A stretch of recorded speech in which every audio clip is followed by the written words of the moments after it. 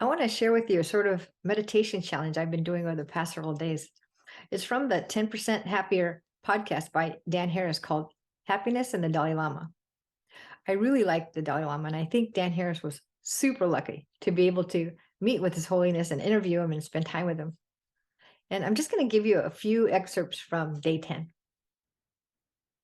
His Holiness the Dalai Lama said, and I paraphrase, my daily practice, my main practice is altruism.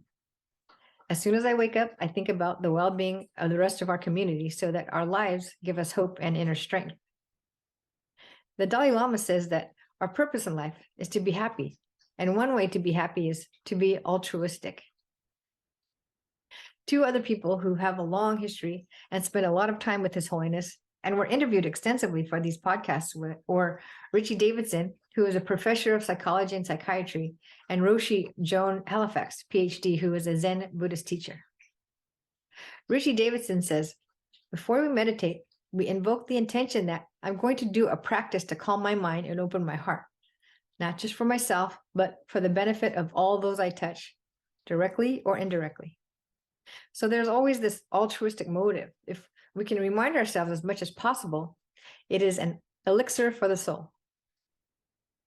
Roshi Joan Halifax says, when I wake up in the morning, the first thing I do is I recall why I'm here. Then when something really weird happens, you go off the rails. It's like, oops, I just went off the rails. I'm here to benefit people. I'm here to benefit the world in whatever way I can. If we can practice that and remember that, it can really help us to be altruistic and live a happier life. And Dan Harris closes with, if I had to pick one word to describe the essence of everything we've taught you over the past 10 sessions, it would be love. I get that it's a loaded word with all sort of cultural baggage, but I think of love in a very down-to-earth, simple way, as the basic human capacity to care, a capacity deeply wired into us, given that we are, as His Holiness says, social animals.